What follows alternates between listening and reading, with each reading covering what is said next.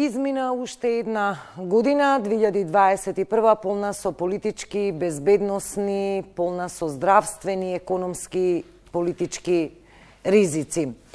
Судејќи според бројките, економијата излезе од рецесија, барем така навестуваат досегашните показатели, но јавниот долг ги достигна своите највисоки вредности. Владата одобри нови пакети за поддршка на приватниот сектор, но приватниот сектор и натаму демонстрираше одредено незадоволство, имавме и протести на земјоделци. Како ја оценуваме економската 2021 и пред се кои се очекувањата во новата 2022 година со оглед на тоа што во моментов на сила е енергетска криза, а граѓаните се соочуваат со ценовен раст. Економијата вечерва ќе ја коментираме низ призмата на тројца соговорници од различни профили. Од мојата лева страна Трајан Ангеловски, председател на Сојуз на стопански комори. Добре дојдовте за прв пат во студиото наше. Да, точно за прв пат, по мојот избор. Да, професорот Борче Треновски, добро вечер. Добро вечер. Вице-премиерот Фатмир Битики, добро вечер. Добро вечер. За економски прашања, да бидам попрецизна. Ме прашавте со што ќе започнеме, еве некако и ја не знам, но една дефиниција првично, еве 2021 замина, ќе почнам, ќе дадам предност на реалниот сектор, една општа оценка, што можеме да издвоиме како нешто позитивно, а можеби и нешто како негативно. Како приватниот сектор ја преживеа, доживеа 2021? Генерално многу стресно, многу со голем број шокови, наметнати од меѓународните случувања, дали се тоа берзи, најновото нели со енергетската криза. Генерално, јас лично никогаш не сум присталица на одредени игри на среќа, меѓутоа се почувствував оваа година како да се наоѓаме во едно казино, затоа што денеска се случува нешто, а утре дента сосема спротивна ситуација, раст на цените на металите, прекинување на светските ланци. Мислам, голем број на шокови се случи оваа година, што навистина од ден на ден едноставно не знаевме како да реагираме. Да, ќе ги проанализираме малку во детали тие состојби низ кои што поминавме. Професоре Треновски, очекувано е ова. Ова беше и за приватниот сектор и за нас, обичните граѓани, пак ќе речам година полна со неизвестности. Навистина ова точно е што го зборува Ангеловски, тешко беше да се предвиди како ќе се истурка месецот или полугодието. Така, па видите, ова 2021 година споредено со 2020 година веќе знаевме што се случува. Меѓутоа сепак предизвиците не стивнаа. Оно што одбележа целата година, имав и напишано предходно, е силно балансирање помеѓу здравствените и економските предизвици, зачинети со социјалните предизвици и стандардот на граѓаните. Значи, нашата влада, како најголем дел владите во светот, и политиките се трудеа да балансираат економијата и стандардот кој беше погоден на една страна и здравствените ризици на друга страна. Бизнисот, како што спомна мојот соговорник, беше, сега да не користам пресилен збор, меѓутоа страшно погоден, пред се микросубјектите и малите субјекти, каде што и ликвидноста и задолженоста е некаде околу 70%, и покриеноста на долговите за камати и долгови е поголема од нивниот работен капитал. Нивниот работен капитал веќе е негативен. Само да земеме пример од врските кои ги плаќаат веќе микросубјектите над 800 денови во плаќа. Така да бизнис секторот беше силно погоден. Она што особено од другата страна го одбележа се пакетите на мерки кои се обиде државата да го ублажи ударот, меѓутоа зборуваме за ублажување, не за елиминирање, и може да кажеме она што друго го обележа е веќе притеснување на фискалниот простор. Веќе надминуваме 60% на јавниот долг, веќе спомнавте. Значи јавниот сектор е уште еден предизвик кој не задеси. Можеме да зборуваме понатаму ефикасноста, капиталните инвестиции и така натаму, меѓутоа јавниот долг сам по себе има многу ефекти кои делуваат на другите сфери и ни го стеснија просторот за одбрана од шоковите кои следат. Она што дополнително се дополни беа енергетската криза, која не можеме да ја контролираме, тоа се глобални шокови, и ценовниот шок кој беше поврзан и со енергетската криза, меѓутоа и со други глобални случувања, и на крај како на вишна на тортата завршивме со локалните избори, кој исто имаше политички шмек дел оваа дебата, така да може да кажеме за граѓаните. Дел од овие економски прашања се зачинија со политичка дискусија околу нив, препукување и така натаму, меѓутоа сепак годината ја завршивме, како да кажам, и останавме и понатаму високоранливи. Битики велат дека ова е практично година 2021 на некоја стабилизација и веќе заздравувањето треба да започне некако по оние барем математички параметри следната 2022, но сепак еве, вели професорот, балансирање помеѓу здравствените и економските предизвици. Да, јас се согласувам со двајцата соговорници, дури не секојдневно, нели, како представник на владата и на извршната власт да се согласи.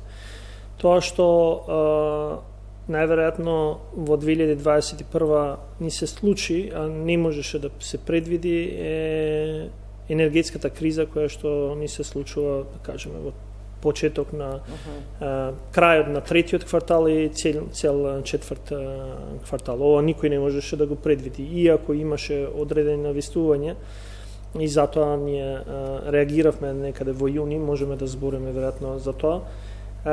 Ние велиме дека 2022 би требало да биде година на опорувување, ако други фактори не се негативни. Значи, ако енергетската криза според предвидувањата какви што се на меѓународните различни институции, дека би требало да спласне, не да се врати во нормала како што била пред јуни 2021, туку барем да се спушти на некои нормални текови, ако здравствената криза, како што најавуваат, би требало да спласне заради вакцинација и низа на други фактори во вториот квартал од 2022 и секако, и ова навистина си го забележав, тоа што го кажува професорот, ако немаме нова цреша на тортата.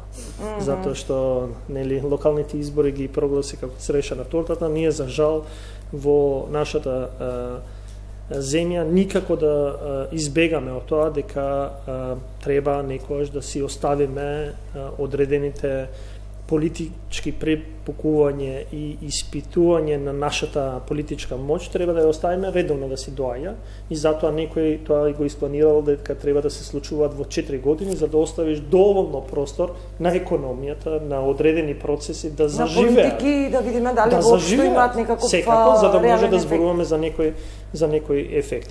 Ја мислам дека ова третото нема да се случи. И затоа ми дава одреден оптимизам дека 2022 навистина, заради тоа што се случуваше, што се случуваше во 2021, но и на заедничките напор што почнавме одредени процеси, иако беше кризна година, иако беше тешко, заеднички по прв пат морам да признам на извршната власт и приватниот сектор и другите сектори, отваравме дискусија, дебата за одредени теми кои што не беа отворени и 10 и 15 години. Кога велите за што мислите? Па еве, само што минатата недела го поминавме Законот за царински тарифи, кој што некој сака да го прикаже на различен начин, нешто што 20 години не било чепнато, ние го отворивме заедно со стопанските комори, за да ги намалиме царинските тарифи за одредени производи кои што креира додадена вредност, а тоа се во сегментот на производство и преработка, токму за да креираме попредвидливо и пополно бизнис обкружување. Тоа за владата не е нужно денеска да го направи, но ние рековме дека еден ден при влезот во Европска унија секако ќе го направиме, но да го направиме денеска за да креираме една поголема можност. Најавивте да во царинската политика. Зборувавме за отварање и затварање на законот за работниот однос, системскиот закон. Следната недела е во понатамошна дискусија и мислам ако оди се како што треба, веќе во јануари би требало да влезе во собраниска процедура. Ова е во координација, велите, со бизнисот. Апсолутно. Да. И со синдикатите, зависи во кој предел. Зборуваме за намалување на парафискални давачки, зборуваме за планот за забрзан економски раст, кој што креира нови механизми за финансирање не само на приватниот сектор, туку целокупно финансирање во државата. Ајде, трудиме битики едно по едно, вемувам сега малку во детали. Ангеловски, податоците покажува дека годинава, барем она што е добро, нема да има рецесија, барем според досегашните математики, го имаме нели третиот квартал, го очекуваме четвртиот, веројатно нема да има рецесија. Само да дополнам пред да почне господинот, имаме корекција на бруто домашниот производ на падот од претходната година. Не знам дали забележавте, не е 4,5, 6,1.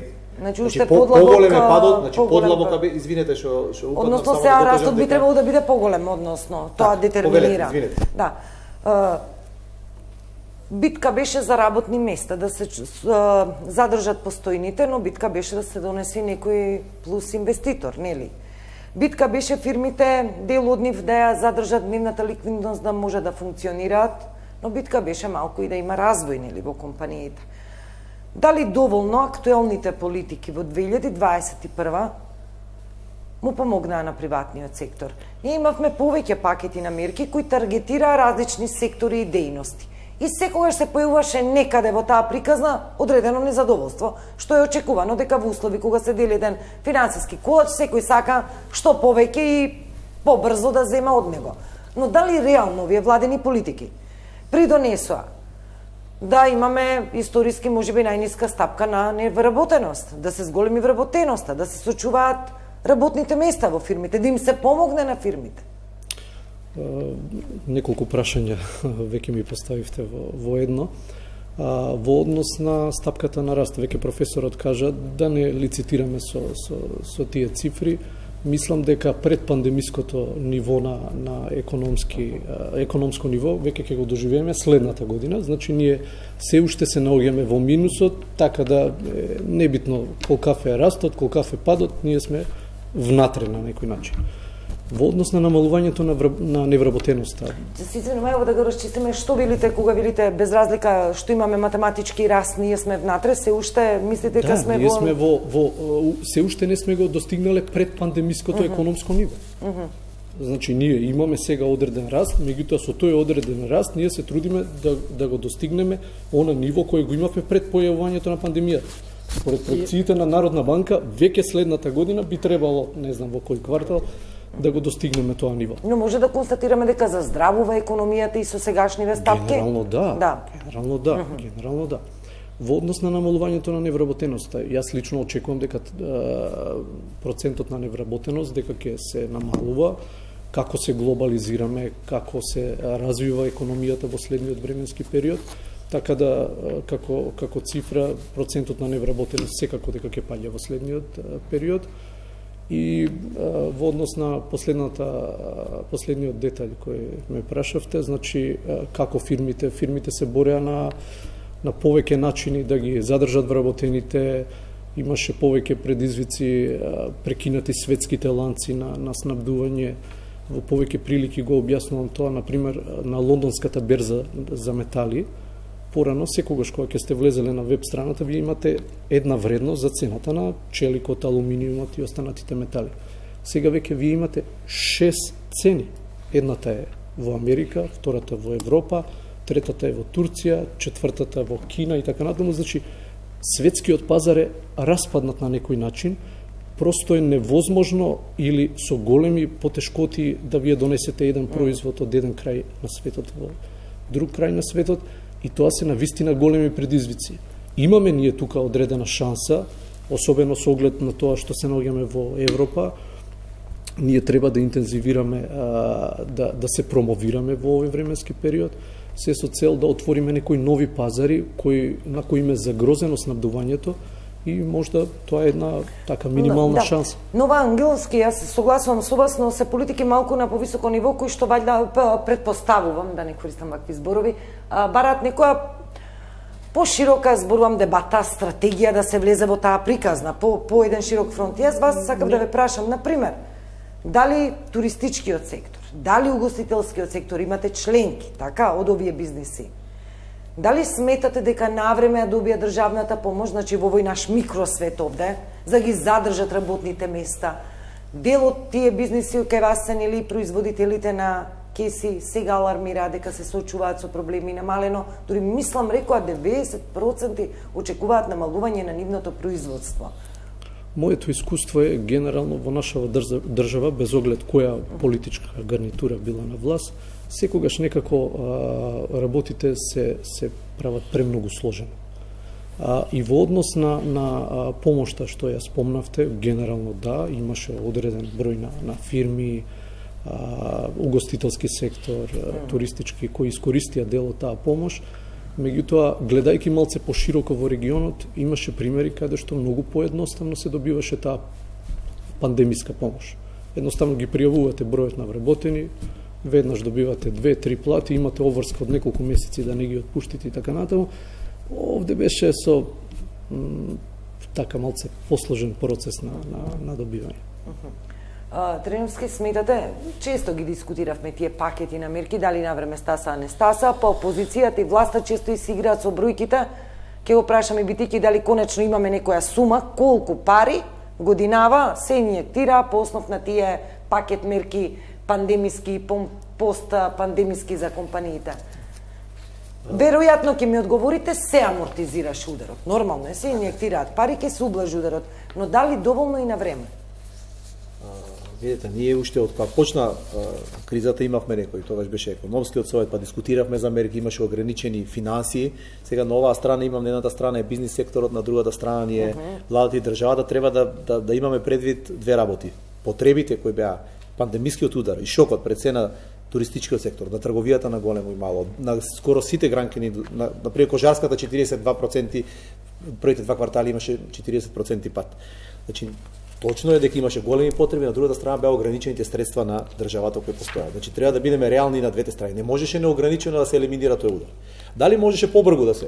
Секогаш можеше да е подобро. Ние тогаш апелиравме за електронски начин на аплицирање, телефонски линии за помош, поедноставување, да не мора физички да додат во управата земји при кои да пријавуваат. Значи дали можеше процесот поедноставно? Најверојатно можеше, тоа треба да се направи анализа. Дали овие мерки и пакети беа слични на најголем дел од земјите во светот? Точно е. Голем дел од оваа структура која имавме ние на пакетите на мерки има и другите земји. Дали беше големината, опсегот? Ние ќе споредиме со Србија и со другите, може би некаде има и поголеми мерки. Меѓутоа, нашиот фискален простор, финансиските средства кои ги имавме во тоа време одговараат на дел од овие мерки. Друго прашање ми е на мене, дали можеше поефикасно да се искористат? Дали можеше на друго место да се стават? Веќе тоа е, сакав да спомнам една работа, сите проблеми кои ги имавме институционални во државата, што постојат две декада назад. Во пандемијата излегува на површина. Ние не можеме да ги направиме преку ноќ ефикасни институции. Тоа што го правил управата за земјни приходи, што го правил Министерството за труд и социјално и другите, повртот на ДДВ и така натаму, имаше некој притисок, меѓутоа ние не можевме преку ноќ да ги зголемиме. А зашто велите дали можеше поефикасно? Се сомневате дека можеби некои сектори беа рипнати или не беа доволно таргетирани? Зошто велите можеби можеше поефикасно? Не, кога зборуваме дали можеше поефикасно, јас после првиот удар ние свативме дека нема сектор кој не е засегнат со пандемијата. Дали беа доволни тие средства? Ако дискутираме дали се доволни за да се амортизира целиот удар, во смисла да не се отпушти ни еден вработен и така натаму, тоа и не е можно во голема. Дали беа доволни средствата за најголем дел од секторите? Ве видовме дека угостителскиот сектор и така натаму не можеа да ги покријат најголем дел од нивните трошоци. Тие беа целта беше дали, пошто е ублажен падот, има пресметка направена на Министерството за финансии за колку проценти ублажен падот со овие мерки кои беа донесени. Мојата цел е дали со оваа сума на средства која беше потрошена, која не е само она што го зборуваат најголем дел од аналитичарите дадена директно, имаше дел кој беше преку ослободувања даночни, намалување на тарифи и така натаму. Значи тоа е индиректните мерки исто така беа значајни и придонесоа за определена услуга. Дали можеше поефикасно? Дали можеше падот уште повеќе да се намали? Доколку имавме поефикасна институционална инфраструктура и така натаму, тука можеме да Овде нема да се согласам затоа што некако провејува дека заради ефикасното кога зборуваме за системот, некако го забораваме дека системот го сочинува екосистемот. А тоа е не се само јавната администрација и администрацијата во целиот екосистем, туку во екосистемот има и други чинители. Ние, за жал, во 2021 и 2020 конечно свативме дека нашиот екосистем е заостанат. Тоест, не постои систем кај сите. И овде, затоа јас сум малце нема да бидам заштитник на јавниот сектор, но ќе бидам гласноговорник за сите. А тоа е да си признаеме дека системот не функционира, затоа што во екосистемот сите не функционираат соодветно. И ја ќе кажам дека, видите, еден голем товар падна кај сметководителите, но за жал сметководителите се оставени со децении наназад нерегулирани. Од самите сметководители кои што не сакаат да метнат повисоки стандарди, да се регулираат. Ние имаме држава во која 4 години, 2,5 години немаме институт на сметководители, затоа што самата фела не сака да се регулира. 4,5 години се обидуваме да донесеме закон, никој тоа не го збори во самата фела. И рекоа дека сметководителите се на удар. Зошто? Затоа што го научија приватниот сектор дека за 40 евра, 50 евра водење на фирма можат се и се што да им направат. Значи, општ лекар е општ лекар. Не може да се грижи за кардиолошки проблеми. И ние треба да сватиме дека ако сакаме да идеме напред, секој треба да се професионализира до одреден сегмент. Да, и сега, пак чувствам дека некако сакате одговорноста може би да се прелее. Велите, ајде зборуваме за уделот и учинокот што го имаше владата. Да, низините механизми. Дали таа соодветно ја одигра својата улога? Да. По прв пат, затоа што прв пат имаме таква економска криза, ние сме имале 2008. Една глобална криза и 2009 и треба само да се вратиме наназад што тогаш владата правеше и како ги носеше мерките без да праша никого, носеше одредени мерки, даночна реформа, дека така треба да се полни приходи на државата и така натаму и може би тогаш се ублажи или не се ублажи. Ние во 2020 во ек на кризата, со криза која што никој не можеше да знае во што влегуваме и што ќе биде исходот на тоа, прво сите мерки се донесоа на инклузивен начин. Што значи? Тоа значи со вклучување на стопанството, вклучување на синдикати, вклучување на секоја една засегната страна, експерти, имавме економски совет, проширен економски совет, за да видиме кој е најдобриот можен пакет. И треба да знаеме која беше целта на носењето на економски мерки. Целта на носење на економски мерки беше да се ублажи падот, ако гледаме макроекономски. Второ, да се намали или поттикне помал број на работни места да се изгубат. И трето, да се обезбеди ликвидност и нормално да се обезбеди соодветен здравствен систем. ММФ, еве ја не го кажувам. Последниот извештај на ММФ вели дека економските мерки дадени од страна на владата во 2020 година, но и понатаму значително го имаат ублажено падот на економијата, инаку падот ќе беше уште подрастичен него тоа што беше. Па очекувано е кога велиме за мерки зборуваме за пари, тоа подразбира пари. Не го кажувам да го дополнам оно што го каже само вице-премиерот, извинете. Во контекст на еве за пакетите сме го дискутирале, за тоа не се подводиме пакет по пакет. Првиот, вториот, еве јас мора да кажам, првиот пакет и вториот почетокот имаше известно задоцнување. Мора да бидеме честни. Се доснеше, јас морам да бидам искрен за тоа што техничка влада која што немаше можност, може би во одреден момент им требаше, затоа што само што почна техничката влада. Имаше дел финансискиот, значи делото е расположливите финансии беа ограничени. Јас точно се сеќавам на дискусиите дека седевме на еден совет кај што имавме бизнисмени кои губеа по €1.000.000 месечно од бизнисите, а целиот пакет беше 5 милиони евра за поддршка на сите компании во државата. Значи зборови за обемот. Но третиот пакет веќе третиот пакет така. Веќе вториот, значи третиот пакет дојде во јуни. Значи зборуваме за месеци. Јас сум бил тогаш исто дел од таа група, јас исто така имам кажано, но ние кога дојдовме на третиот пакет, јас пак ќе го повторам, дојдовме до неразумност во општеството, во целокупниот екосистем. И сега имаме ли сумата за годинава, колку, која ви е последната? Не можеме да ја поделиме. Годинава имавме пети пакет на економски мерки, кој што вкупно чинеше околу 180 милиони евра, во овој момент се исплатени се над 150 милиони евра. Имаме шести пакет кој што само е за угостителскиот и туристичкиот сектор, во кој што рековме 15,8 милиони евра, исплатени 13,8 милиони евра. Значи, некако се створи, а секој сум го кажувал, еве на крај на годината пак ќе го кажам, се створи една фама кои сектори се поддржуваат. Ние зборувавме за угостителскиот сектор, за мене секој еден сектор е битен. Секое едно работно место е битно. Но угостителскиот сектор во структурата на бруто домашниот производ учествува со 1,5%. Во вкупната помош дадена кон приватниот сектор, они учествуваат со 12%.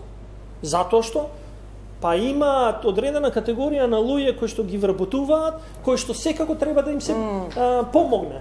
Но ние ја занемаруваме дека не беше вклучена во економските мерки, но одеа редовните програми за поддршка на приватниот сектор. Минатата година завршивме на рекордни 75 милиони евра инвестирани во приватниот сектор.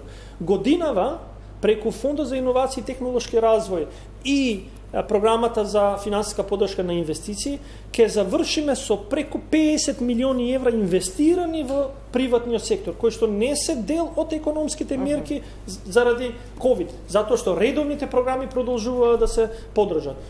Еве, следната недела ќе имам конечна пресконференција по основа на Законот за финансиска поддршка на инвестиции, по втора година поред. Првата е за време на COVID, сега е втора година поред во која што исплаќаме 100% на инвестициите направени од страна на компаниите во просекот кој што им следува според Законот за финансиска поддршка на инвестиција. Добро, познато за ви влеза можеби со некои детали како без разлика. Еве ќе кажам дека 220 компании кои што направиле инвестиции минатата година, а нивниот инвестиционен циклус ќе биде над 80 милиони евра, значи направиле во 2021 инвестиции, ние им ваќаме минимум 20, максимум до 30%. Како стимулативна мерка ете за развој, за поддршка за тоа е поддршка на развој. Поддршка, да, директна. И сега не може да ги гледаме само дали е економска мерка или наспроти другите мерки. Севкупно треба да се види кој е ефектот кој што е постигнат. Да. Не сакам премногу за мерките, бидејќи имам и други прашања околу енергетската криза. Јас следно прашање ќе би, затоа ќе бидам и конкретна, со Ангеловски повторно почнувам. На 1 јануари, мислам, лани, односно годинава, се зголеми минималната плата на 15.150. Во април. Или во април. Со усогласувањето 15.243 отиде, значи имаше мало усогласување заради критериумите кои што се Значи годинава се искачи на 15 нешто над 15.000 денари. Во најава е веќе ново решение над 18.000 денари.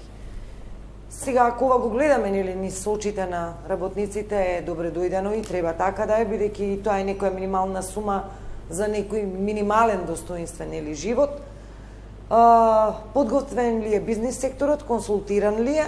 Решението според некои мои проценки мислам дека сепак ќе се турка до негово усвојување. Ние дефинитивно овие износи за кои разговараме, ние немаме илузија дека не се мали. Ние апсолутно гледаме дека се тоа релативно мали износи. Меѓутоа, знаете, малце треба со поширока диоптрија да ги гледаме работите. Постојат повеќе студии, што домашни, што странски, дека и со вака ниски плати, македонските работници се едни од најскапо платените работници во Европа. Што сакате како резултат да на ефикасноста во работењето. Генерално, секогаш треба да бидеме внимателни со минималната плата, дали на некој начин може да влие и на подгревање на инфлацијата. Затоа што дефинитивно во еден момент повеќе средства ќе се пуштат во оптек. И да ви кажам еден друг ваков пример. Ако имаме ние доволно проекти, капитални инвестиции, генерално тие проекти ќе ја движат таа минимална плата по природен начин нагоре. Немаме потреба ние од вакви административни мерки, па со административни мерки да ја подигаме. Еве да ви кажам еден пример, например во Србија. Минималната плата во моментот во Србија е околу 35.000. Вие во Србија разговорот со било кој вработен не почнува ако не почнете со четворка напред. Едноставно премалку вработени и премногу слободни работни места имате. Економијата сама ги произведува нивото на платите. А додека во Македонија имам впечаток, еве професорите веќе лицитираат со одредени бројки, дали се 100.000, дали се 90, дали се 120.000, кои се на тоа ниво на минималната плата и во тој момент со подигањето веднаш се подига нивото кај нив. Овие дилеми оправдани ли се што ги отвори Ангеловски? Минималната плата, ова како концепт и дискусија, мора да кажеме, сега не некои факти, меѓутоа некои резултати истражувања поврзани со минималната плата. Прво што кога почна концептот, мене имам два дела кои во ова прашање кои макаме за сега, а последно време можеме да ги дискутираме. Првото што е најопшто, посебно ме загрижува како економист, како аналитичар, како истражувач, дело што се користи ваквото надавање на минималната плата за политички цели. Веќе видовме дека нема политичка партија која не влегува во играта на надавање за седете се пред избори, ќе дадеме 500 евра, ќе дадеме 600. Сега ги покачија на 3 сектори тековната влада, опозицијата не вика, ние на сите сектори ќе ги покачиме ако ги добиеме избори. Сакам да кажам, Ова е едната работа која дискутираме. Втора работа, уште кога се отвори концептот, морате конзистентен став цело време. Раз базиран на плати во економија како Македонија што разменува 90% од бруто домашниот производ со странство. По концепт теоретски е тешко остварлив. Тоа е многу дискутабилен концепт. Мислам, пошто ние сме увозно зависна земја, платот се разводнува на среден рок, исчезнува ефектот од минималната плата. Точно е дека тоа е социјална димензија, точно е дека е социјален диалог меѓу работодавачите и владата. Точно е дека над 90% од земјите имаат минимална плата. Че да се разбереме, не е дека тоа е концепт што не постои. Меѓутоа мора да имаме една работа во тековната ситуација во која се наоѓаме. Растот на минималната плата кај нас. Имаме два дела кои треба да не загрижуваат. Неколку години, 3-4 години паѓа продуктивноста во нашата држава, а расте минималната плата. Тоа е прво едната. И што е показател за каква состојба ова што го зборувате? Ова е резултати во соседна Бугарија, ние ги анализиравме регионот, земите, што се случува. Тренд што се случува не само кај нас, него регионално. Таму кај што расте, тоа покажува дека не ги стимулира. Со исклучок на дел од земите, како што се нордиските земји и така натаму.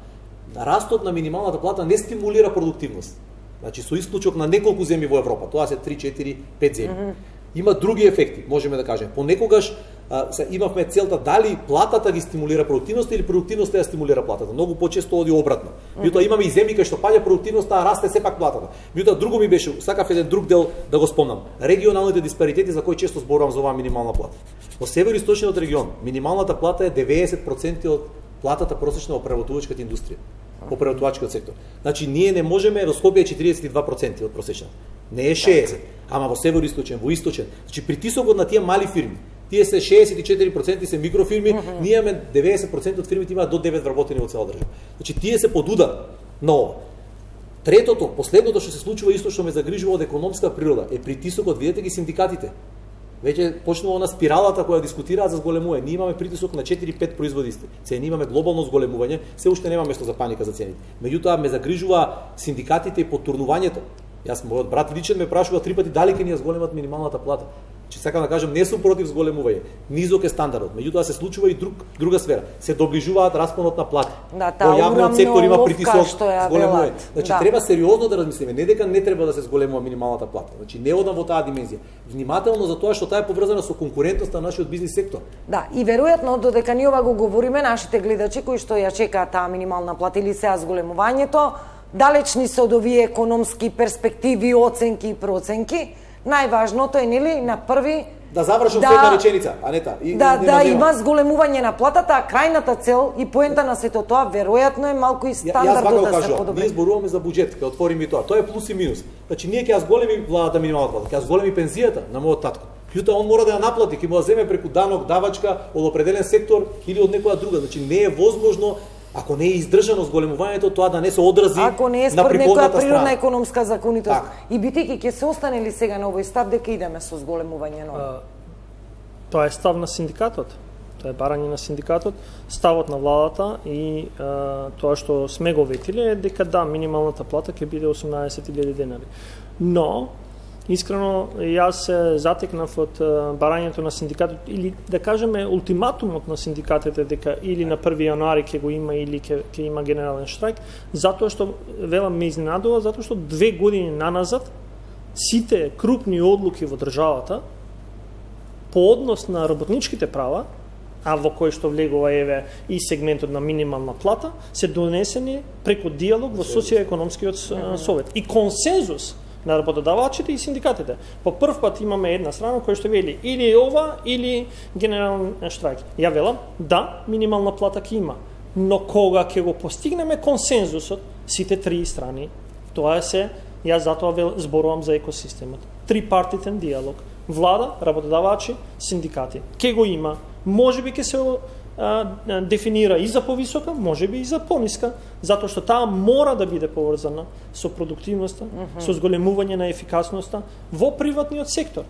Можеби таа ќе биде заеднички донесена со решение да се направат одредени други реформи во кои што ќе им се помогне токму на микро и малите предпријатија за да не платат, за да може да го... Видете, дали вие ќе донесете минимална плата за IT секторот, ништо не значи.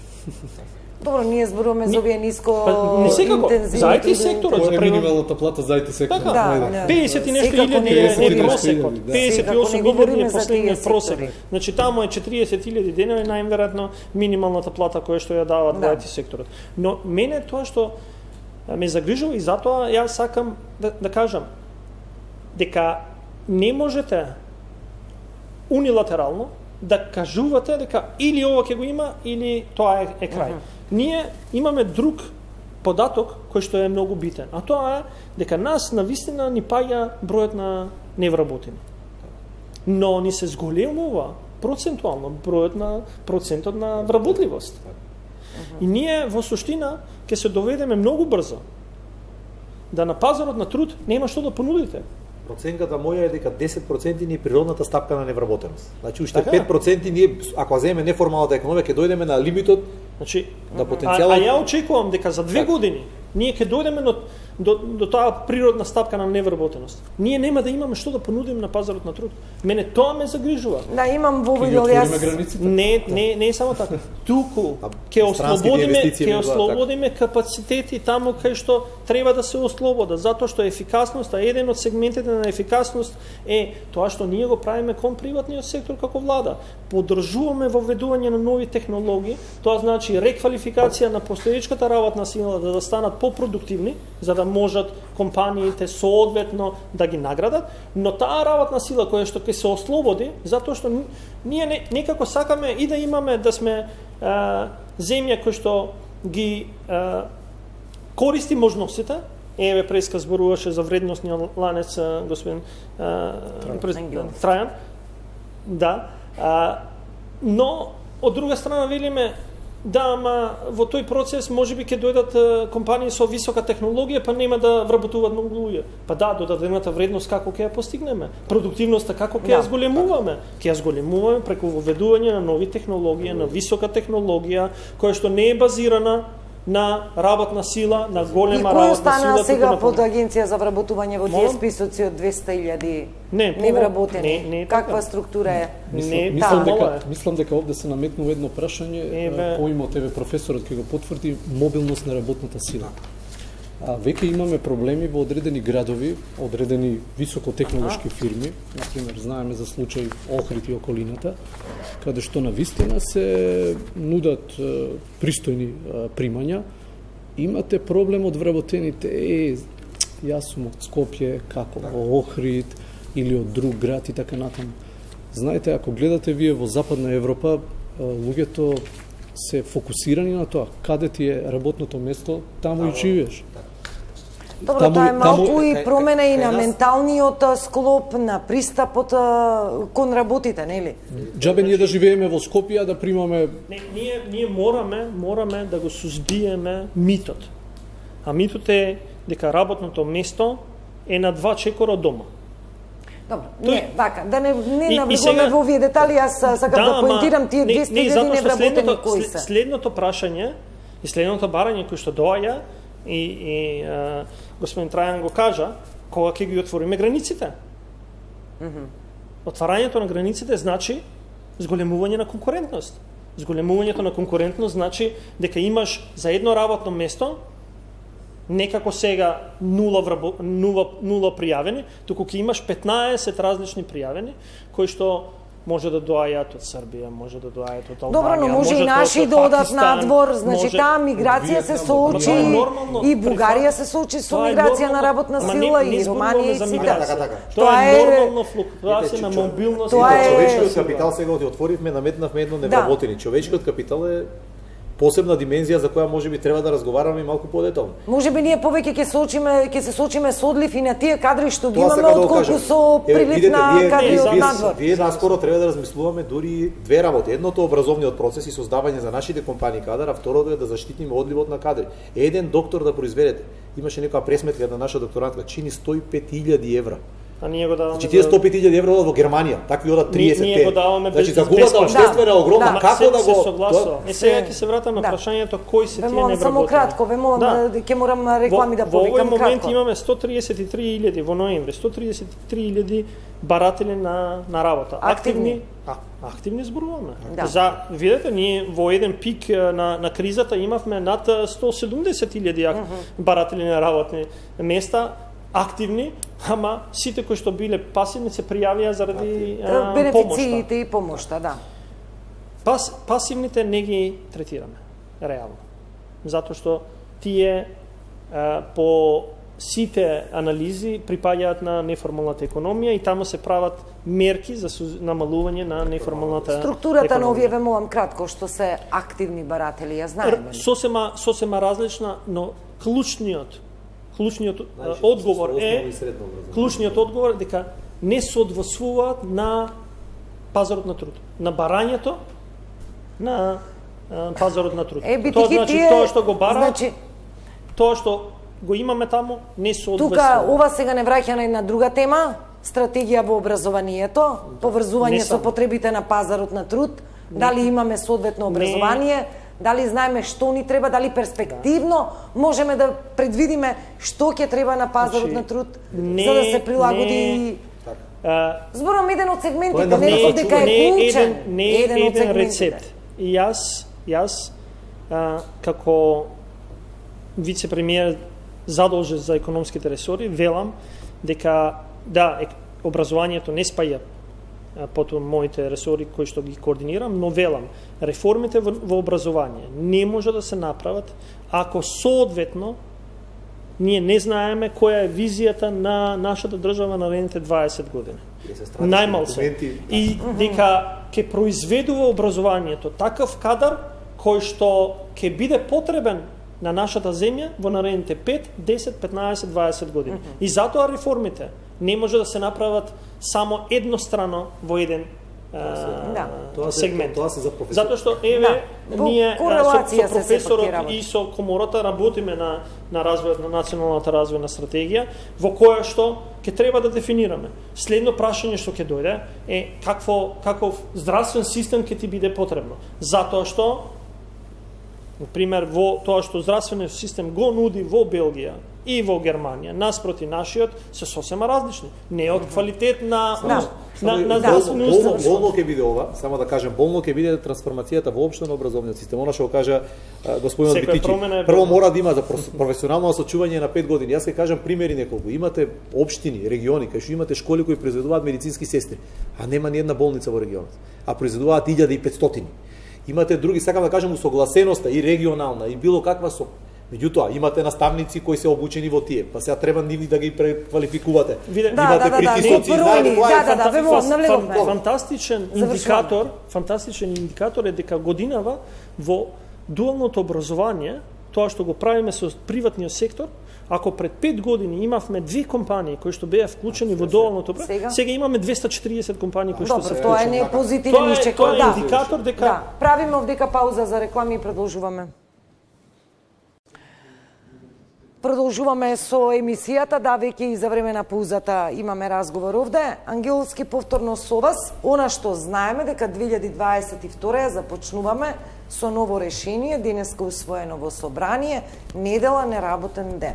Секако ова, нели, имаме тука селективен пристап на ова решение, не е за сите сектори, но она што го бараше синдикатот се усвои и ова претпоставувам беше во корелација, во договор со бизнисот. Подготвен ли е? Што ќе значи ова? Генерално ќе значи одредено реструктурирање во однос на дадените услови. До сега не беше тоа случај. Сега, кога ќе се донесе законот, мораме да се адаптираме и дефинитивно да се водиме според тоа. Имавме ни и различити размислувања во однос на тоа. Може одредени работи можда да бидат за нијанса на подруг начин направени, меѓутоа сега тоа веќе завршена работа, така да се адаптираме кон конкретната одлука и тоа е тоа. Бидејќи беше ли ова само популистичка мерка или навистина ќе се олесни на работниците? Не е популистичка мерка.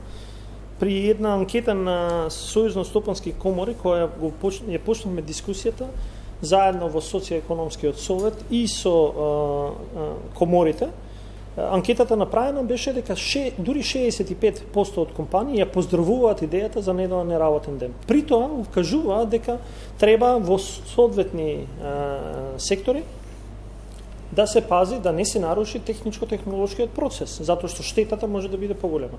И овде сметам дека законското решение кој што денеска е усвоено во собрание пред само неколку часа не е селективен воопшто. Он прави исклучоци за да не се нанесе штета. И кога велам што е исклучокот? Значи исклучок не може да биде аргументот дека ја имам зголемена побарување за одредени продукти и морам да работам и во недела. Но... Тоа велите ги посочувате како сегменти кои што можеби бизнисот би ги искористил како начини за заобиколување на имавме такви дискусии. Регулативата. И ние дефиниравме во закон одредени сектори во кои што ќе има исклучоци, а во подзаконскиот акт веќе дефиниравме што точно тоа е. Например, ние дефиниравме дека банките нормално не работат и нема да работат во недела. Но ние не можеме да кажеме дека нивниот безбедносен систем нема да работи во недела. Дека бекапот, IT, во банка нема да работи во недела. Замислете што ќе се случи. Или пожарникари, или полиција, или здравствениот систем, или новинари. Но регулираме што е тоа точно кој може да работи. И под кои услови. Дополнително, работнички права треба да се запазат. И сметам дека навистина по прв пат имаме решение јасно дефинирано во кое што 92% од работниците ќе може да си го искористат денот недела како ден за работен одмор, а при тоа соодветно тие кои што остануваат и треба да работат, соодветно да бидат наградени за нивната работа и соодветно да се има ден одмор како што законски им прилега. За жал, во општество во кое што ние секогаш лечиме последици, причината било тоа. Имало законско решение, ние сме донедени во ситуација дека нема неделен ден на неделен одмор. 7 дена сите работат, не се знае кога е сабота, кога е недела, добро, самите рековте ние имавме законско решение, но прашањето беше колку тоа се почитуваше, нели? И затоа сега само го допрецизиравме, сметам дека... Мислам дека вице-премиерот убаво го дефинира, може да е допрецизирање во одредени сегменти, инаку сериозните компании и така натаму, генерално... Апсолутно, таму немавме проблем. И на постоечкото законско решение се однесува одговорно и тоа не беше тема. Но сепак јас не сум толку скептик како што некој сака да го покаже дека леле ова е крај на стопанството, на економијата, на животот. Ја видиме функционалноста сега со примената и доследноста. Мораме да обезбедиме како одговорна власт, мораме да обезбедиме соодветно заштита на правата на работниците, соодветно и предвидливо обкружување за стопанствениците, затоа што поинаку не може да функционира целиот екосистем. Професоре, јасно е дека недела е неработен ден во новата 2022 година.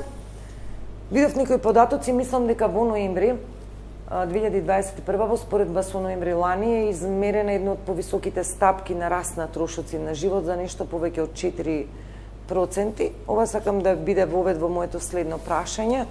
Дали се уште се обстојува на оние проценки дека и во првото тромесечие од 2022 се уште ќе се соочиме со оние високи цени, растечки цени, со она увезена, увозна инфлација дома? Видете, прво е јасно дека, она што го кажавме на почетокот, отвореноста на нашата земја и увозната зависност наметнува дека најголем дел од инфлацијата, и до сега било така, скоро доминантен дел од нашата стапка на инфлација е увозен. И зависимо од цената на храната и на енергијата. И тука е ударот пренесен кај нас. Цело време имаме некоја ниска стапка на инфлација. Целта беше која? Имавме определено зголемување. Тоа беше на некои си 7 до 8 производи позначајно зголемување. Тука беа маслата, беше транспортот, беа определени производи и имаше прилично значајно зголемување. Дури по 30%. Дури по 30%, така е. Транспортот беше значајно зголемување. Затоа рековме, делот потрошувачката, односно кошничката, оние главните производи беа делумно зголемени. Ако ги видите мало продажните цени, беше и над тие 4% некое зголемување. Меѓутоа, тоа и не е така страшно. Ние имаме во теоријата дефинирање што е ниска, што е умерена, што е галопирачка инфлација.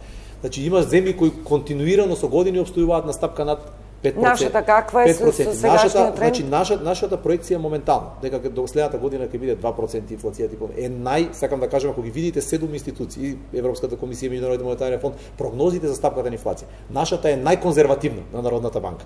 Народната банка најискрено има ставено највисока стапка на инфлација која ја проектира. Тоа што се предвидува дека следната година некаде на средината би требало овој притисок пополека да олабава. И сега гледате дека веќе и стапката на инфлација е пополека намалена. Она што е важно, за тоа што рековме, ако се погодини оние основни производи, рековме секој има персонална стапка на инфлација. Ние зборуваме за општа стапка на инфлација. Определени производи кои беа како маслото, тие беа толку сензитивни за тоа што ги зафаќаат над 90-100% од луѓето го трошат, така да ударот и чувството беше поголем. Ова се зачини со определена паника, јас морам да кажам и да упатам на дел од медиумите. Јас станав са бање на радио, слушам 50% изголемување на цените. 30% изголемување, додека патувам до факултет, слушам 6 вести од 6 различни медиуми. Како што некни исто се слуша. Не само медиумите, беше не, веројатно медиумите пренесувале изјави професоре, сами сигурно не ги правиме ние математиките. Ние се дообјаснеме, во суштина овде не ги окривувам медиумите, затоа што ние се дообјаснеме. Имаше стопански комори кои го наведаа тоа, и другите не е сега. Затоа не искав јас да го кажам, послушувам дека пренесувам информации. Едно здружение кој што беше во состав на Стопанската комора, со кој што после тоа се дообјаснивме, мислеле на одредени продукти има зголемување од 50%. Велам тогаш вашата изјава зошто е зголемување од 50% за севкупно? Јас сум прв кој се залага за стандардот на граѓаните заштита и ние мораме да така ценовната стабилност кај нас ни е прилично важна. Заради билансите во банките, заради компаниите, кредитите, значи тоа дефинитивно не доаѓа. Меѓутоа нема место за паника, имајќи предвид дека јас сум и во одборот на Народна банка, така да на дневна основа се следат. Неделна основа има посебни состаноци на кои се следат движењата меѓународни, глобални, дури со енергетската криза, како таа се управува дома, како се случува. Помогнаа ли меркиве за замрзнување на цените? Еве вака ќе ви кажам дека литар масло за јадење, нели тоа по литературно така се вели зејтин, сончогледов надмина 100 динари. И доаѓа еден момент кога владата вака се коментарите. Владата ги замрзна цените откако цените претходно порасна. Само да го докажем ова. Кога зборуваме за административно ограничување, тоа се веќе оние по, како да кажеме, директни мерки.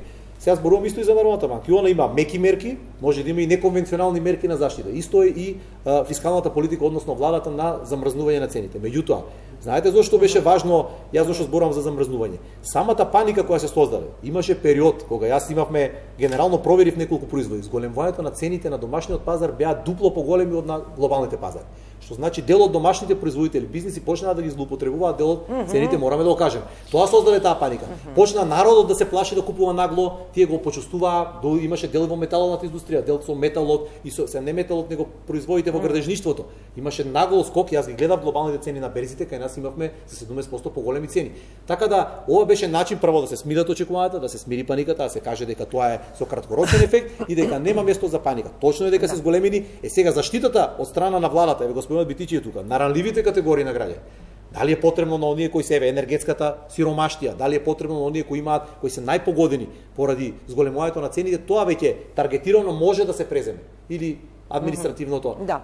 Ангеловски, овие мерки на владата за замрзнување, вака вели бизнисот, добре дојдени се, борете се, согласуваме сите дека треба да се заштити стандардот на граѓаните, тука во тој стандард се вклучени самите нели бизнисмени. Но, доколку мерката е малку подолгорочна од очекувањето, може да има и одреден контраефект. Нашиот став генерално беше, ние очекувавме дека владата ќе оди малце со по-модернистичко решение, во смисол да ги ограничи маржите.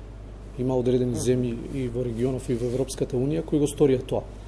Со замрзнување на крајните цени, а ваму имате променливи влезни цени, зависно како ќе се одвива ситуацијата во следниот временски период, можеме да дојдеме во една непријатна ситуација. Ако скокот на влезните инпути, струја, пченица и така натаму, кои не се контролирани, нели се резултат на светските берзи, одредени компании може да размислат евентуално, ако се приближуваат кон она продајна цена или почнуваат благи да заврши. Благи загуби, тогаш, знаете, сите сценарија се... А едно од нив што се говори е дека можеби може да се соочиме со дефицит од производи. Може, Можда и нема да скокнат влезните цени на суровините. Значи тоа е опција, можда ќе останат вакви. Меѓутоа генерално со ограничување на маржите би се добила една по-транспарентна ситуација. Тоа би представувало, значи товарот малку да го понесат и самите трговци. Контрола на нова е исклучително тешка, така да многу е тешко. Значи, било која мерка во која што владата дефинира или ограничува нешто, не е соодветна во економија, во пазарната економија. Сега, дали оваа мерка е добра, е нужна. Дали е задуцната? Коментарите на граѓаните се тие, ви велам. Откако што се зголемија цените, сега владата ги замрзнува или на ниво од 1 декември, мислам дека беше одлуката. Можевме да земеме подолг период. Не може тоа да се потврди на тој начин. Например, цената на маслото е зголемена минатата година, малтене, и сега функционира, да кажеме, во тие рамништа. Ние имавме 120 денари во еден одреден момент, сега имаме уште пониска. Така да не е, но тоа што за мене е клучно. Ја бев еден од првите кој што рече дека приватниот сектор не треба да злоупотребува одредена можност. Движењата не треба да се злоупотребуваат.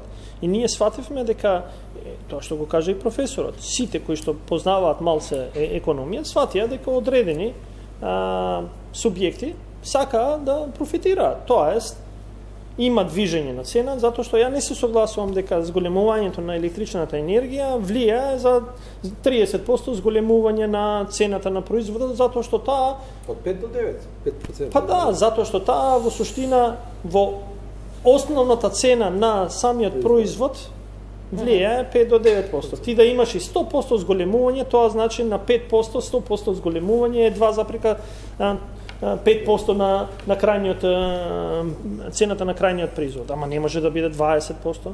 И затоа овде некој си едноставно се обиде да го направи. Ја еднаш реков во една најава и понатаму следевме.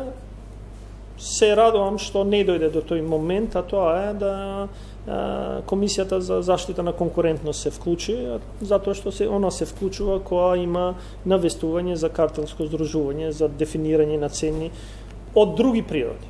Ние зборувавме, тесно бевме во комуникација, имаше одредени најави, мислам дека се вративме. И ова ќе трае до одреден време. Што значи тоа нема никакви наоди и показатели? Јас ви ја памтам таа изјава и често пати ја споменував овде во дебати. Имаше наводи, но на крај не се заклучи.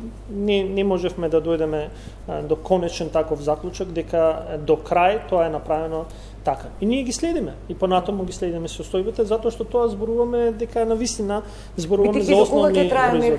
Ако ги до крај на јануари. До крај на јануари, ако има потреба, ќе биде и понатаму ја следиме состојбата секако.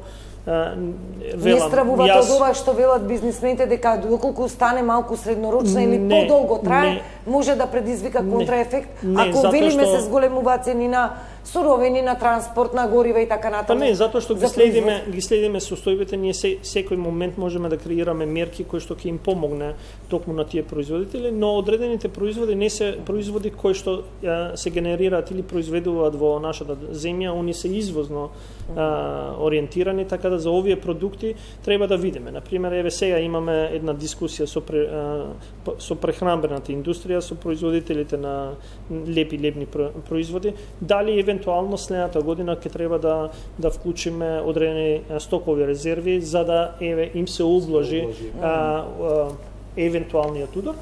Се прават калкулации. Само да кажем, можно е да се активираат стоковите резерви, тоа беше едно од барањата што се бара. Јас сум познат по тоа што никогаш не велам не. Да, возможно е се. Треба да се седне, фактите и аргументите укажуваат дали е потребно. Ако е потребно, владата е тука. Во ковид периодот сите мерки се креирани така и сега велам. Седнуваме, дискутираме, елаборираме и на крај заеднички одлучуваме што е најдоброто можно решение. Ние како бизнес сектор генерално сме насочени кон пазарните правила.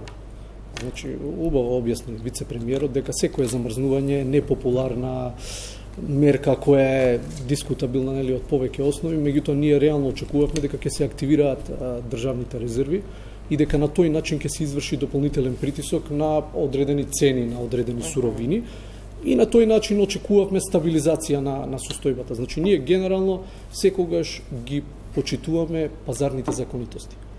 Мислам дека во ваква економија како македонската да говориме дека е можно диктирање на цени, отворени сме од сите страни, може стока да влезе од каде сакате, мислам дека е да кажем, многу малку веројатно. За маржите се согласувам, кој го спомна господинот, меѓутоа контролата на ваквата мерка ќе беше исклучително тешка за државата, невозможно е. Сакам да кажам зошто државата се реши за цените. Меѓутоа уште еден може мал апел сакам да го кажам. Системот не е за таму стигна. Јас имам едно прашање до вице-премиерот во контекст на замрзнување на цените. Зошто вице-премиере не влеговме во ограничување на цените на дел од оние кои ни се медицинска опрема и потреби во период на ковид? Еве тестовите гледаме дека ни се најскапи во регионот ковид. Споредно дури со поразвиените земји. Не најскапи, меѓутоа чисто ми е во тој контекст. Дали некојаш се размислувало во таа насока? Делот, пошто сега веќе бараат покрај вакцинирањето, известни држави бараат паралелно да се направат и PCR тестови пред да се заминеме од покрај вакцинирањето. Така да чисто го дискутирам, мислам дека дел од тие трошоци можеше да се реагира. Затоа што се уште скоро 80% од тие кои што се тестираат за PCR се бесплатни. Така 20% од населението се тестира заради своја потреба за патување. Ако увидиме, а сега увидовме заради нова година дека скоро сите земји во Европа ги затварат и барат и увидиме дека е нужно затоа што тоа ќе им пречи на мобилноста на нашите граѓани, да секако сме отворени тоа да го увидиме како можност или евентуално да направиме одредена мерка. Иначе тоа беше PCR тестовите да малку друга тема се и тоа самите профити што ги создадоа изминатата година, нели, лабораториите каде што се прават, но тоа е друга тема за друга дебата. Со министерот за здравство. Па добро, и тоа требаше да биде на некој начин да и економска мерка, бидејќи се создаде реален револт кај граѓаните, немаше термини на времени за тестирање, луѓето во паника се приморани веднаш да го направат, подготвени да платат на десетина по 20 евра за еден PCR тест. Овде ќе мора да завршиме. Ова ни е последно видување за оваа 2021. Се надевам дека 2022 ќе се остварат барем оние прогнози што ги имаме на хартија, дека ќе биде година на стабилизација. Јавниот долг, професоре, не го допревме, но еве кажав дека годинава на полугодие во 2021 ја достигна невисоката вредност од 64, 63,4 или 64,3% седно. Стабилизација се очекува на финансиите, ќе видиме како ќе се одвива. На крајот, вице-премиер Битики, останувате во владата? Јас сум спремен да останам во било која влада која што ќе се грижи за потребите на граѓаните, која што ќе биде добар соговорник со приватниот сектор и кој што ќе развива иднина за сите нас, вклучувајќи мене и моето семејство и моето поголемо обкружување. Секако сум кажал, видов една реакција од медиумите дека не треба јас секогаш да се повикувам на мандатарот. Сметам дека мандатарот тој кој што одлучува, но јас сум спремен да останам во владата затоа што сметам дека имаме многу уште да работиме, многу уште да направиме за нашата земја и тоа што се започнати процеси, сметам дека треба одреден временски период за да се завршат како процеси, а секако ако различно се одлучи, сметам дека во секторите кај што сум бил активен ќе можам понатаму да бидам активен. Дел од вашите колеги сегашни се уште министри во владата веќе се изјаснуваат еден по еден оние што имаат одлука да ја напуштат. Секако ви благодарам, ви посакувам успешна 2022 година и во бизнисот, и во науката, и во реално спроведување на владините политики. И се надевам дека ќе имаме 2022 со посрекни лица на сите наши граѓани, а овде сме да го осигураме тоа. Така е. Надежта останува ки сите. Ви благодарам. Почитувани, тука е крајот на вечерашната 24 анализа од мене. Пријатно.